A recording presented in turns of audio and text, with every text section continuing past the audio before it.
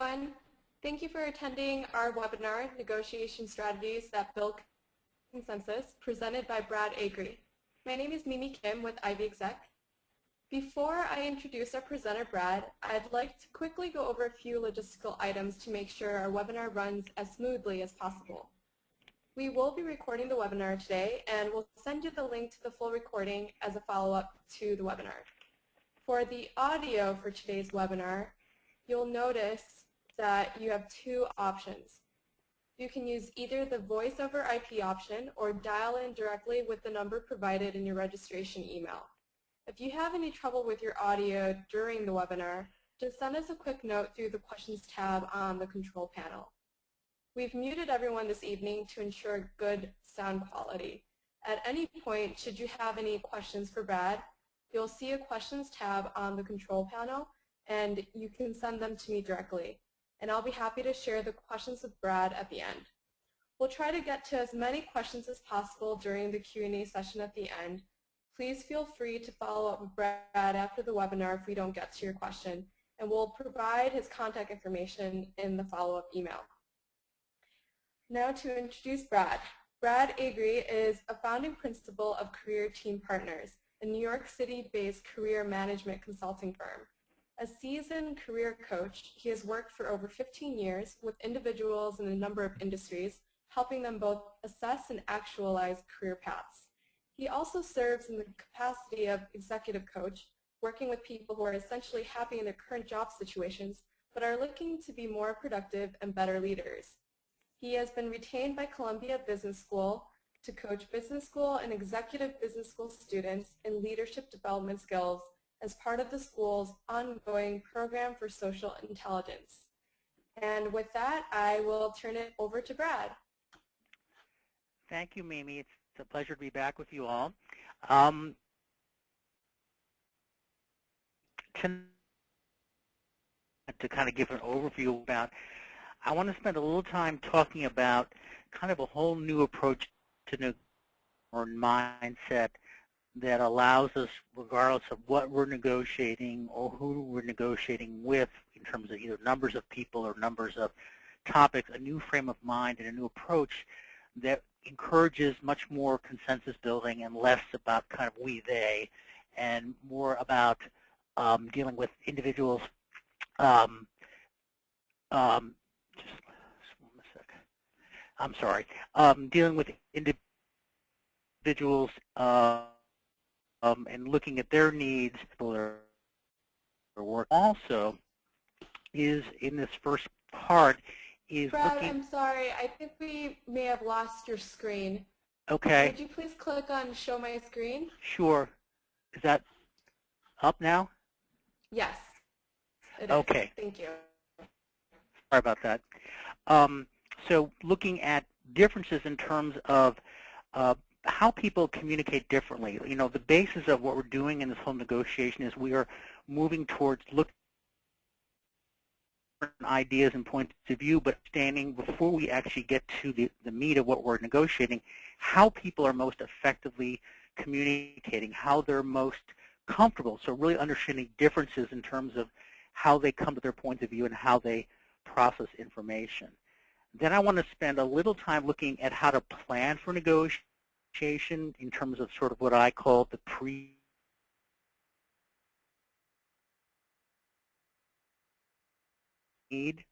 Then a little time on actually managing the person or persons, how to make this productive with point, hopefully some kind of consensus at the end of your interaction. What I want to say also, I know we have probably a large audience of people in different. What I'm talking about, I think, is relevant to everything from one-on-one to large groups to small groups. So we're talking arriving at consensus, and I want to emphasize, you know, for instance, what I might do negotiating a job offer may be very different than what, say, I'm doing with a group, depending on resources. But what I'm hoping is that we'll see enough threads here and commonalities, that we'll get a sense of that a lot of this is about communication, and a lot of it is about interactive skills and about language. I'll be happy to.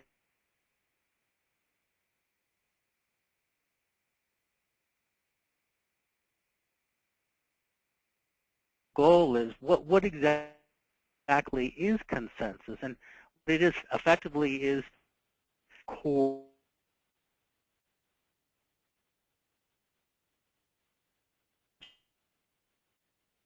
I love to use when talking about this, if we, whether it's 2 of us or 20 of us are baking a cake, we may have lots of ingredients on the table, and you know, Susan may want candy corn and Brad may want sprinkles, and someone else may want something.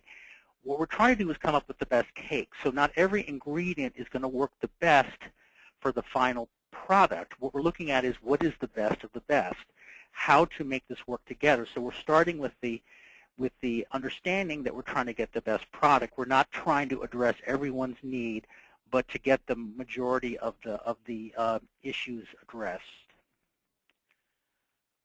That being said, so if we're looking to build consensus, negotiation is effectively our tool or our process to get there. And a mutual discussion aimed at arriving at an agreement, I want to underscore 2 words. One is mutual and one is discussion. Mutual, again, regardless of the number of people, is about people getting enough airtime, people being heard, and discussion to conversation with, not about a we-they, taking sides, shooting across lines, but about a discussion, a friendly exchange of information. And a lot of this sounds very obvious, but discussions often come with preloaded or prefabricated needs, and we'll talk a little about this later, but going in there with kind of a clean slate and being open to hearing new points of view.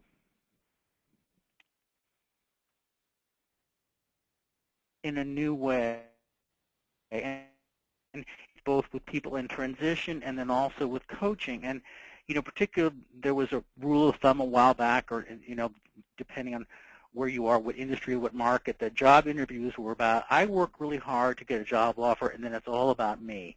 And, you know, these are my list of what I need, and these are my things I must have, and here's the list, and take it or leave it. Or I'm at a company, and marketing versus R&D, and marketing needs this. And what I want to say is, thankfully, this has evolved. Certainly, we're in a situation where people certainly want employment, but it's a lot more about a give and take, and certainly on the corporate side, it's a lot more about sort of cross-team looking and common goals, not taking sides. So what exactly is it? Well, for one thing, it's more honest and less manipulative. I remember years ago working with headhunters, and you know, them saying that you need to keep your cards abreast, and you know, it's like a poker game, and you need to be very manipulative, and you need to not give them a number. And there was a lot of kind of what I call poker game work. And what I want to say is, it's good to know what you want, but it's got to start with a degree of professional trust. Is that it should be planned versus haphazard. We don't walk into meetings unprepared. Negotiations, many times we're forced. Someone may approach us with what do you want, paired with what our stance is, so that we have our docket before we actually go in and start talking to people. So there's a lot more strategy involved in this, and the person that's the most successful in my mind is the person that has done the work ahead of time, and we'll get into this a little later in terms of some of the homework.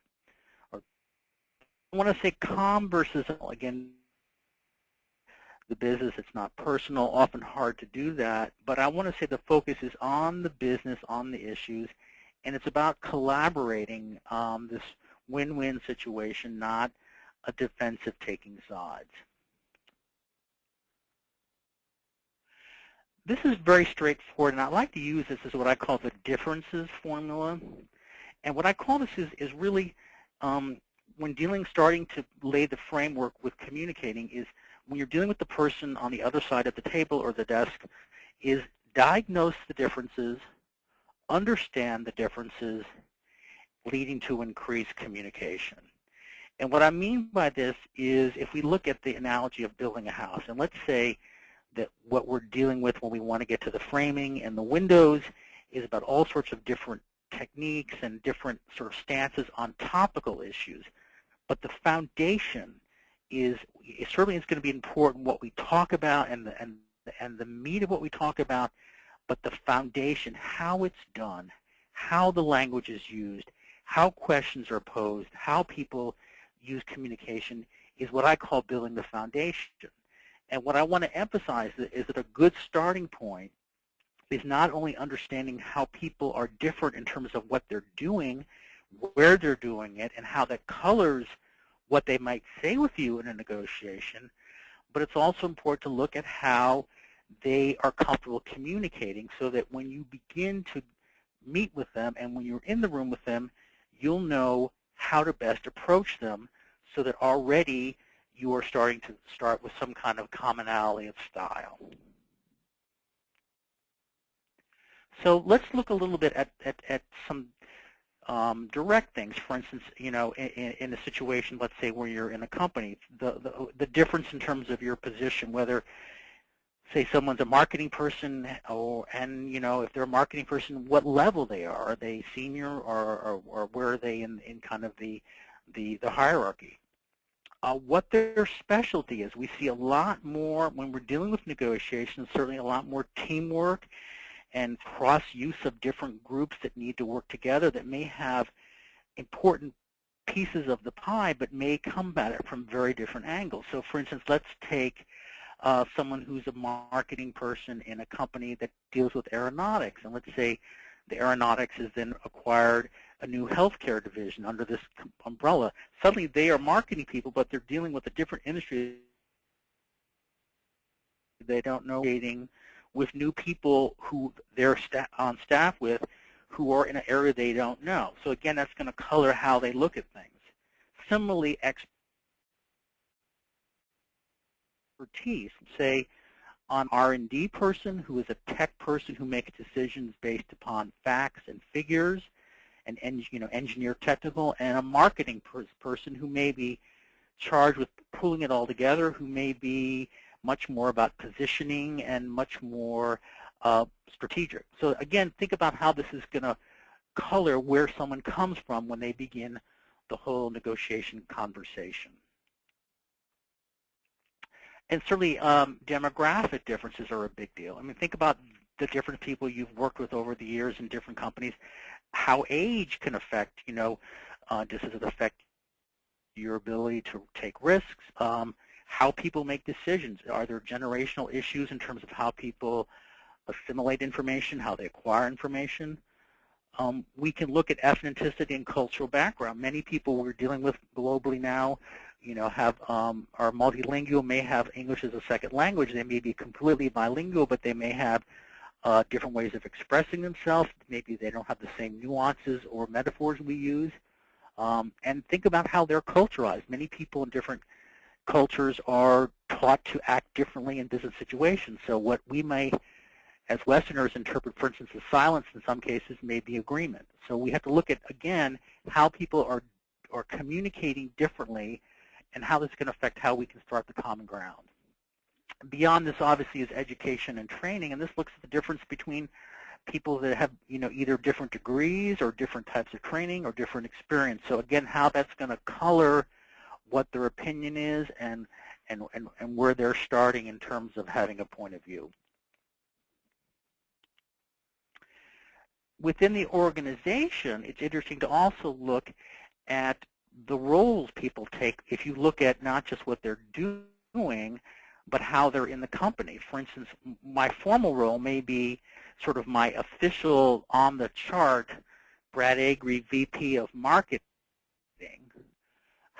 How about what my self-described role is? Maybe I have a sense that I'm a VP and I'm really not the most senior person, but I've been there 20 years and I know everything about this company. And so I may have a very different opinion of of what my situation is. Whether it's true or not remains to be seen, but this may color how I come to the table with negotiation with what I want for me or for my department. It could be, in fact, that let's say that I am the VP and I am quite the person to go to, and that I am the informal action influence that I have is great. Maybe I have been there a while. Maybe I do have an experience which allows me informally to touch a lot of people. So I have a lot of information, and this may, again, be something that's helpful for me as a negotiator to know, as I'm sitting down to talk to this person is more than just a marketing person. This person knows a lot more and may have different needs that he's representing. Which need is he representing here? So again, it's a very complex situation, but again, trying to start seeing what the starting point is in terms of their opinions. I want to turn now to a fascinating area, which is communication. And again, this is all underpinning for negotiation. But there's been a lot of research about different prototypes of people, how we both communicate one to another, but also how we are most comfortable assimilating and processing information. And there have been a lot of studies, a lot of Jungian work has been done around this, a lot of typology. It's not really Myers-Briggs, although there's a Myers-Briggs component to this about extrovert, introvert, but it's more about how we are most comfortable taking in information and also using it with other people. And what's interesting is there are 4 basic types. And what we can do is if we can start sensing whether it's one person across the table or maybe many people, we may not know the type of every person, but we may know how they gravitate, what area they tend to lead to, and how they are most comfortable communicating. So for instance, let's start with the director. And this is typically a very task-oriented individual. This person usually likes action, fast-paced, thrives on deadlines, is usually a great multitasker, has incredible efficiency and focus, can work on many things, probably is impatient, sometimes does not like being interrupted, likes quick decisions, and many times may have a short attention span.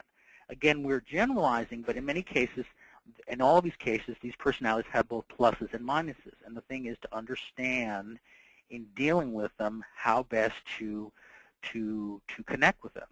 So for instance here, this person, as you begin negotiating, may not have a lot of time for background information, or may need a quick bullet point summary of kind of what you want to cover, or maybe they need an executive summary that's sent ahead to them so they know what they're dealing with. So they need really to see a very clear path. They may need shorter meetings. They may need to be engaged more and ahead of time. So again, that's kind of how the director works. If you look at someone as an historian, this person who thrives very much on facts, they like logical systems, they like things in order, linear thinking, they like to see things go in historical order. Many times these people can be scientists, technicians, people involved in sort of technical things. They love thoroughness. If something's missing, they will focus not on all the good figures, but why is January not in line in the column? Some accuse them of being anal retentive. This can be true, untrue, but they are very methodical about their decision making. And again, this is something we may not be like them, but if we're aware of what this person is like,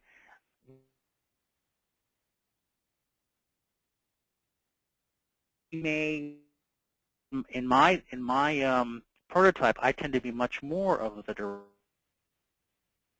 director. I have to be extremely patient. Again, especially in a one-on-one, if it's in a group, it may be a little different because there may be a facilitator.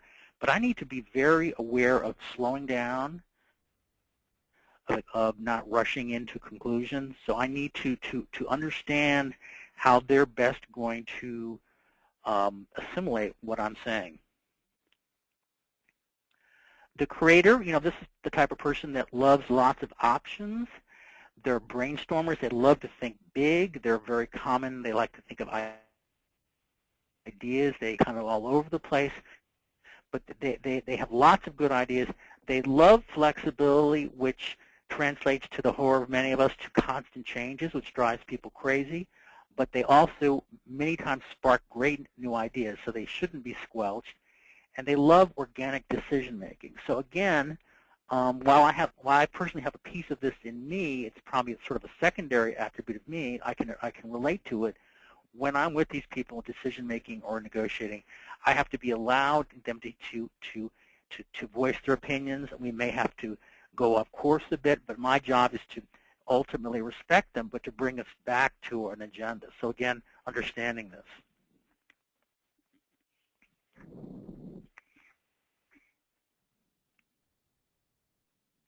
And the last type is the humanist, and this is a person that really is very people-centered. It's someone who likes harmony. They like multiple opinions. They want everyone to be heard. And again, this may be difficult if you have a large group of people. Having what I call below here a democratic ideal may not always work, but they are kind of what they call the cheerleader. Need extra time. They may have to have multiple meetings. So you may have to work with them in chunks. If you have a big project, you may have to break it down into a series to a bigger one. So again, it's just understanding this. So this is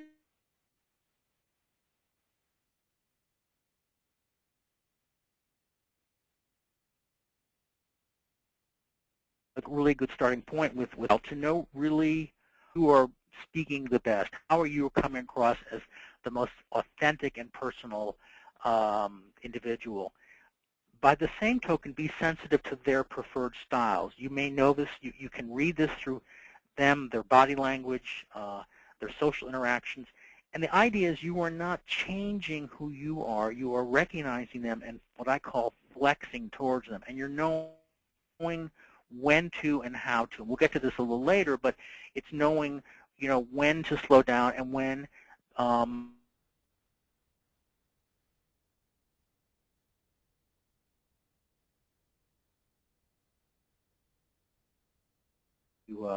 to keep moving.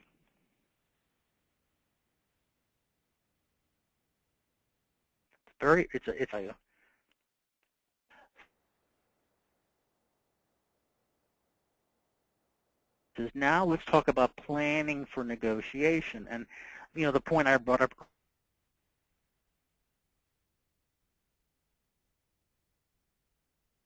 was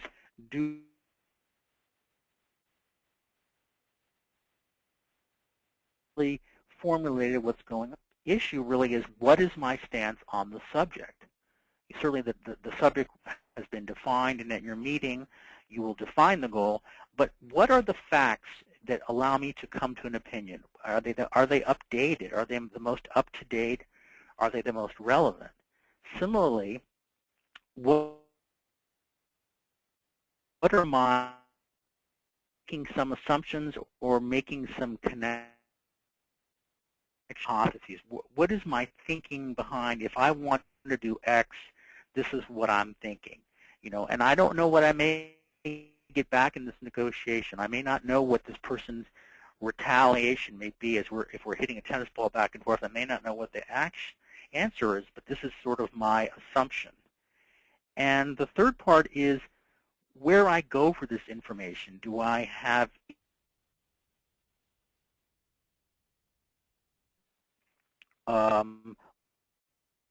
other in my industry? Who are the people that can really help me with this to come to the meeting prepared?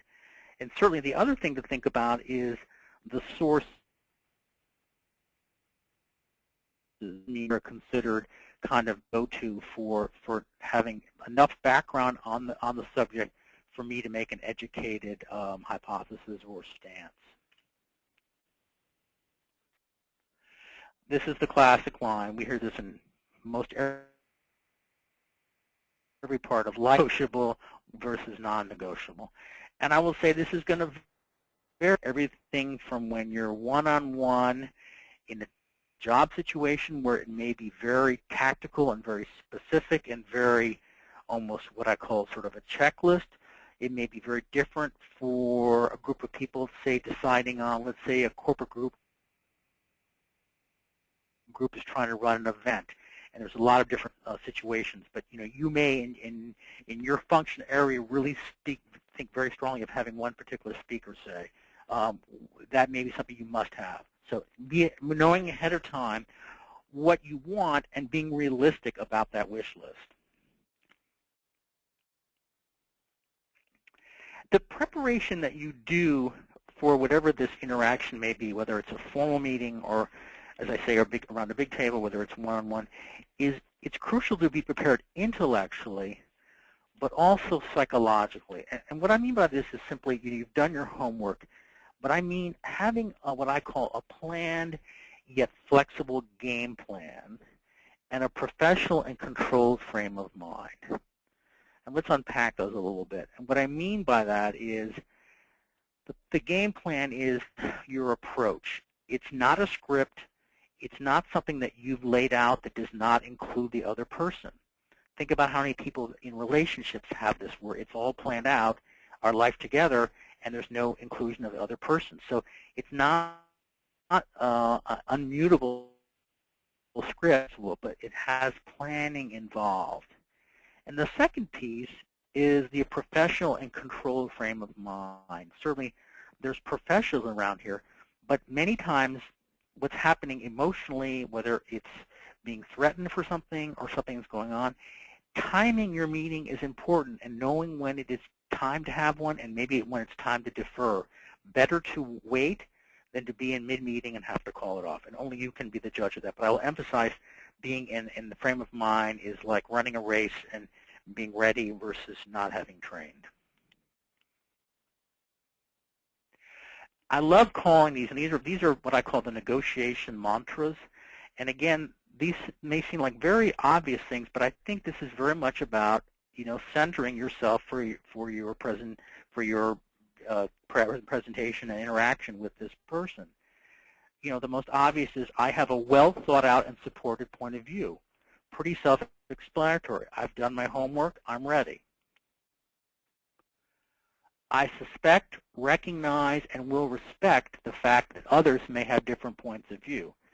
I will go as far as to say that suspect probably is an understatement, although hopefully in the room there are other like-minded comrades, or the person sitting across from you may have some things you agree upon.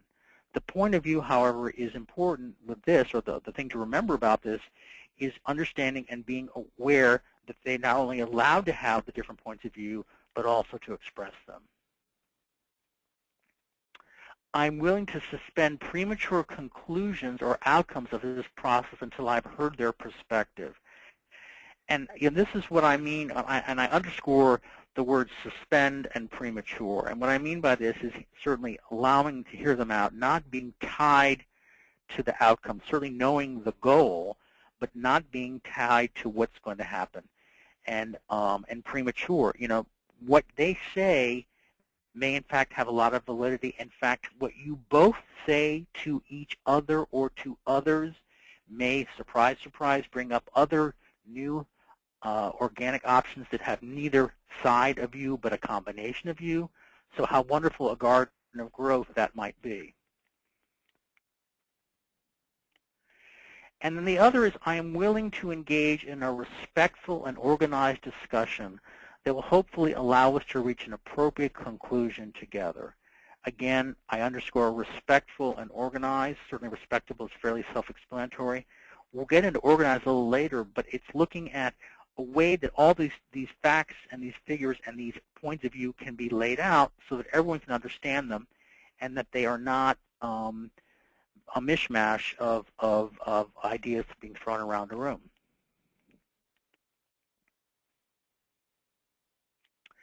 So when we get into the actual negotiation interchange, I want to emphasize also, and again, this may not need to be super formal if it's 2 of you, maybe it's 4 of you. The number of people and what you're negotiating will dictate how formal it is. But in any case, regardless, you need to be very clear on what the goals are.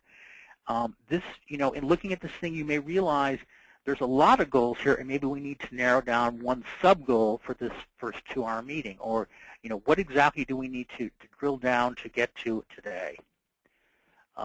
Looking at time parameters. As we begin this meeting, we've called this meeting, how long have we allowed? This may be work that you do beforehand, but it's looking at how much time we are allotting to this and sticking to a schedule. And then certainly process, how are we going to exchange information? Even with 2 people, who goes first? How is stuff presented? Do we have written stuff that we have given each other and we follow along? Do I take notes? I mean, there's a lot of what we think is tactical, but it's understanding a way of having this information go back and forth in a methodical way. And with a larger group, obviously you may need to certainly have a facilitator or a convener, but someone who keeps on course, someone who records, things like that. So again, size will dictate what needs to be done in that case. The interchanging, and a very simple formula here is basically hearing plus understanding equals progress. And what I'll say here is these 2 first skills, which I'll go through in detail, but I'll say progress towards closure, whatever closure may be, whether it's agreement, consensus, wherever we end up.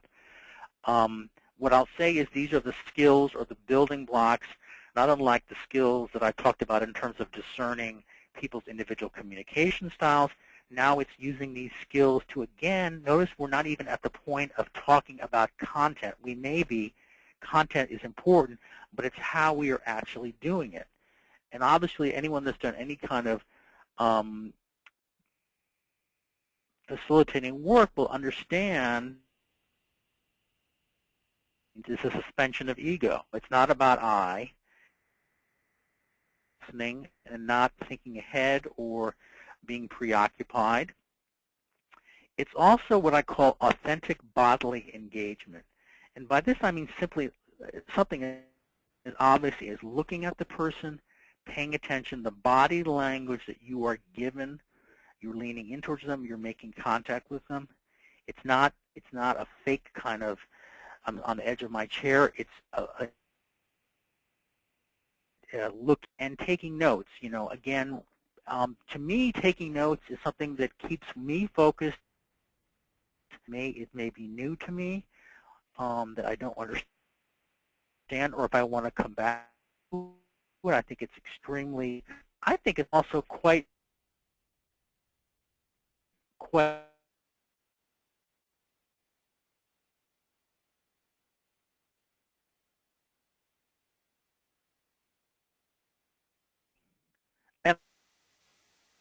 possible avoid interruptions. And there's going to be a give and take. Not everything is going to be clearly person A. It's going to be trying to really be fully heard, to not interrupt them. Or if you have questions,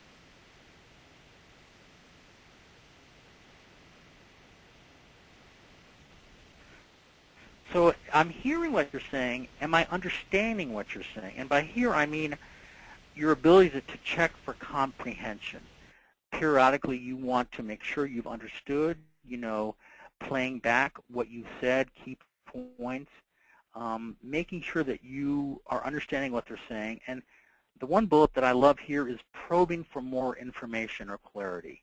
Again, this is a way of beginning the dialogue, beginning people to start a discussion. So it's almost a bridge from what they've sort of presented to you as kind of a outpouring of it here to, in discussing your new Chinese industry merger. You mentioned using factories A and B, and one conclusion and what was your thinking behind it.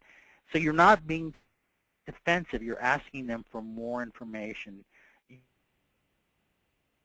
You're encouraging you to conversation. So, or the other person speaking or whatever. Again, very, very straightforward. Organized does not have to be a script, but certainly or whatever, logical. Think about all those different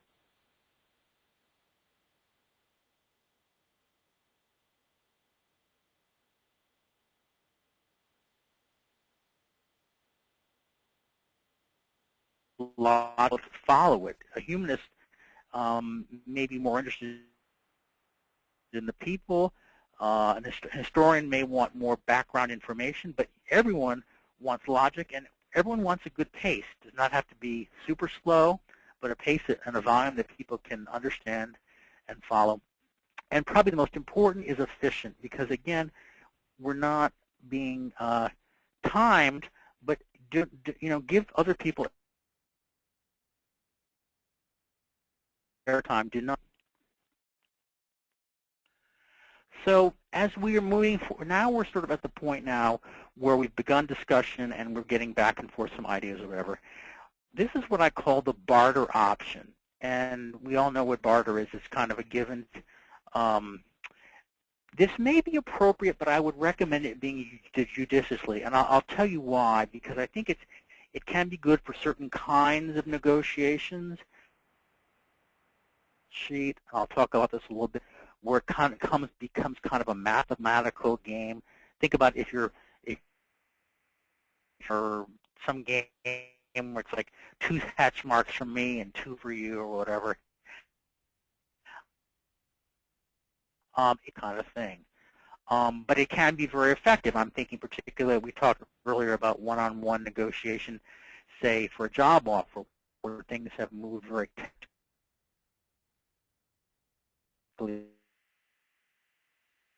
Case,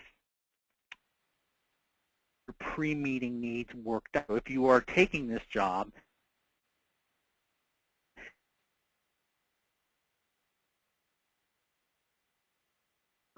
workshops must have and what you'd like to have. So what are sort of the non-negotiables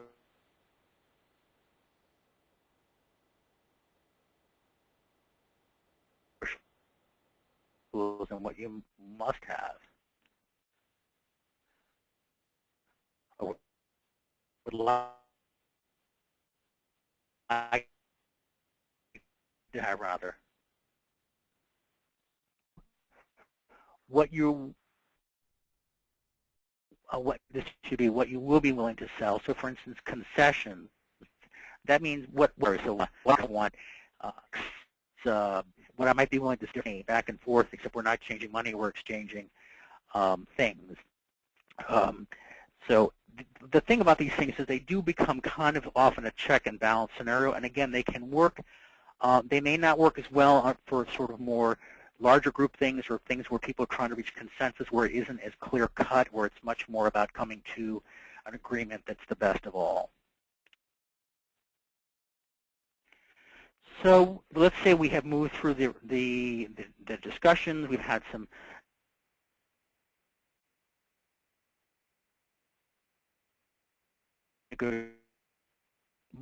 move to what I just say process of closure. And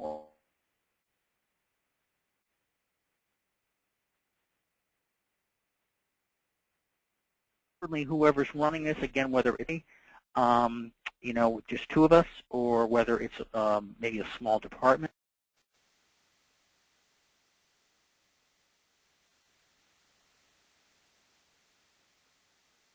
Where we are in terms of the time, allow some sort of cushion time to view. It's kind of like we've heard what the people have to say. Is anyone else that is it?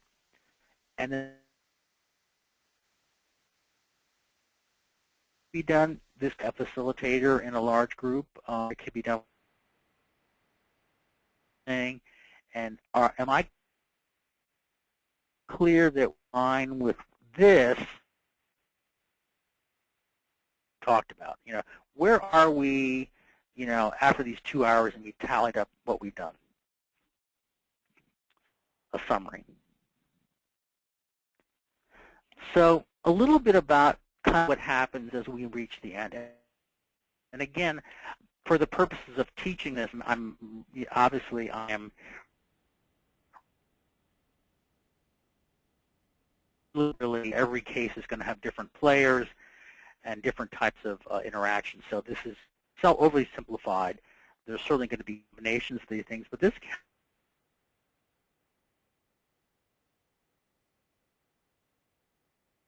can move forward to, so scenario one is, sort of the goal,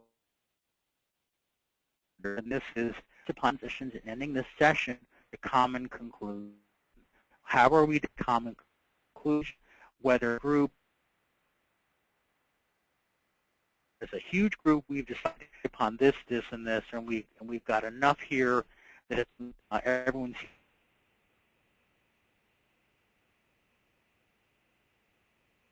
pleased, and we're half-baked cake. Look, they're going to be though. Scenario two, we agree that enough differences still exist to impede reaching a consensus rate. Enough differences still exist. It's moving forward. Maybe we've accomplished enough, but we're still not there, or maybe we've agreed on some things, but there's still some stuff that we're not comfortable with, or that not enough of us are comfortable with, or lacking information to be comfortable. So here it's about saying, okay, so let's prioritize these differences, how big the differences are at stage. We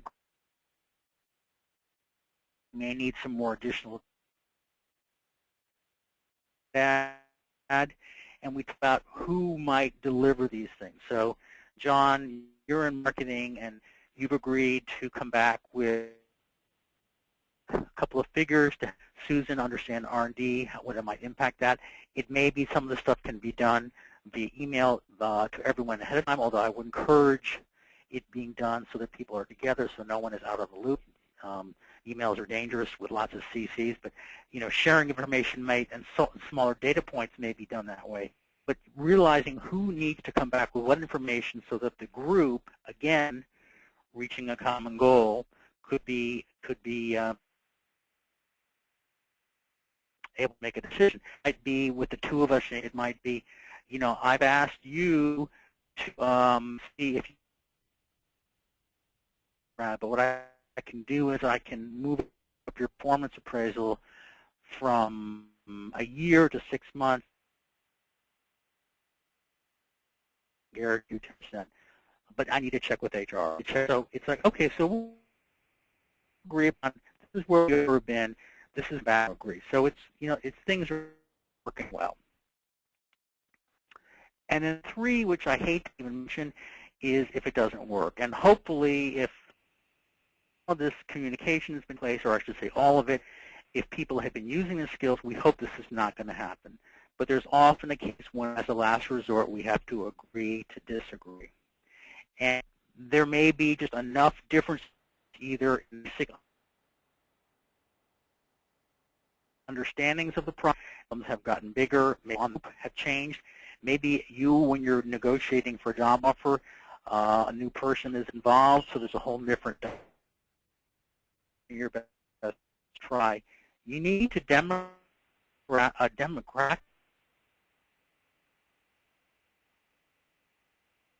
get some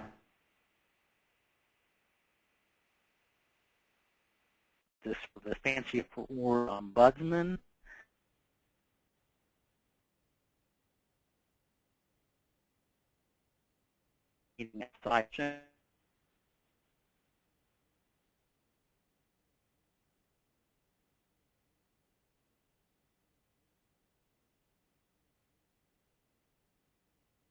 Management where conclusion.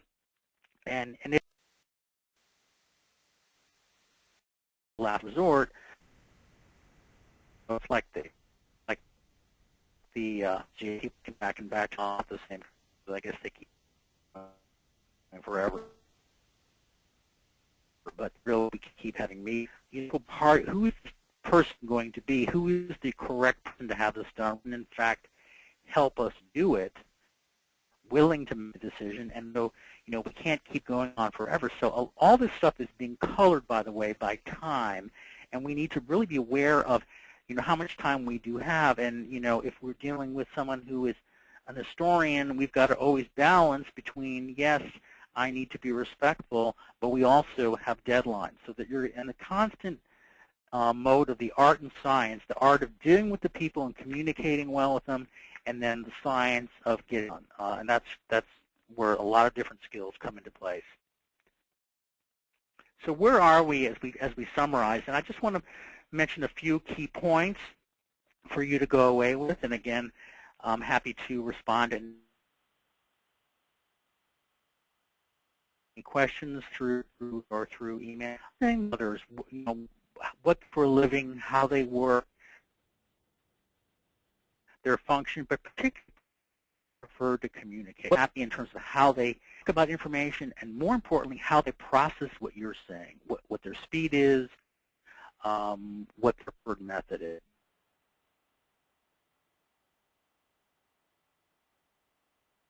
Then pluses and minuses about you, but being able to be a little bit more like them, being able to be a little more open to working or speaking with them in a language or a mode that makes them most comfortable.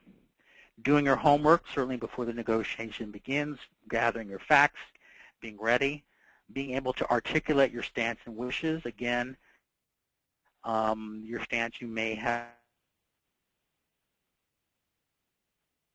an area, what is the most important, what are other kind of I'd like to have kind of situations.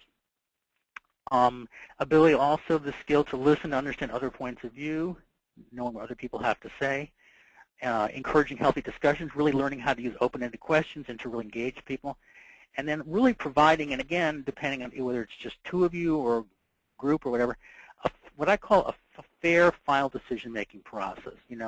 Really respecting the other people, and not just quickly deciding because it's noon and we have to finish, but realizing that what we need to get done and what's a fair way of getting us to consensus. So with that, I appreciate your listening. Here's a little bit about me and some of the work I've done. Again, I'd be delighted to hear from you, and I will turn it over to Mimi for any questions you all have. Thank you, Brad. We do have a couple of questions. The first one is, how do you handle a situation where the other party acts in an abrasive manner, such as being pushy or very defensive? How would you encourage a healthy discussion? Okay, I think that's a really excellent question.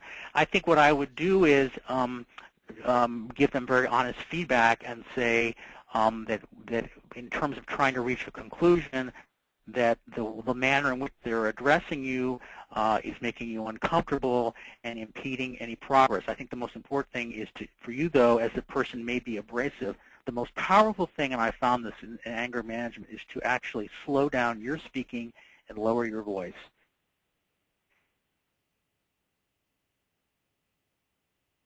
And that makes distinguishable and loud.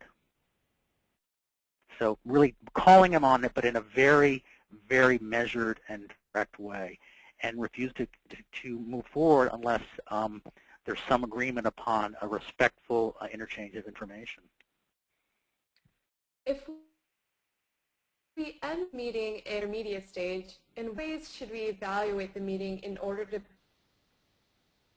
prepare for the next negotiation? Okay.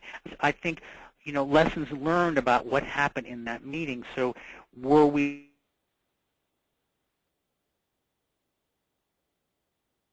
reasonable? Were we able to get just too much of a hurdle to get over? So, what can we learn about how much time we had for that? And I think being very tough with ourselves, what those priorities are. So, what are really the key things that we need to tackle that, or maybe we have for political reasons or happy that are really the important. If the closure ends being agreed to disagree or something more negative, is there any follow-up you would recommend to maintain good relations with the other party? I think, yes, I think, if in fact you have had a friendly agree to disagree and different points of view and it's been handled well, let's use the example, for instance, of a job offer. And let's say that my ombudsman is my recruiter, my executive recruiter, who is sort of going back and forth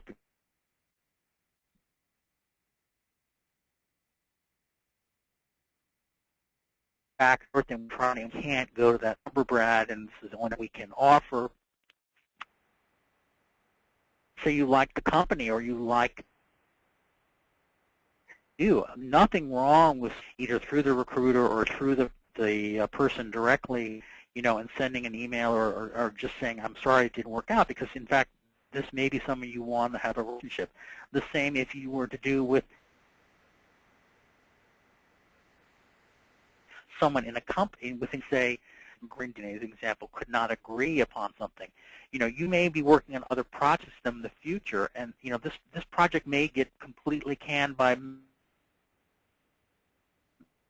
You were correct in reaching that scenario 3, that it didn't make any sense, and the reason you couldn't agree is because there was not money for anyone. So you may not only want, in which case, keeping good relations certainly makes sense, and it can be very much of a friendly kind of impasse.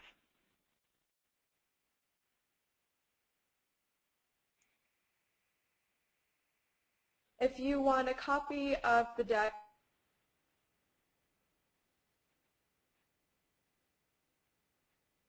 have any questions, or I will provide a link to the recording as well as Brad's contact information. Thank you all for listening.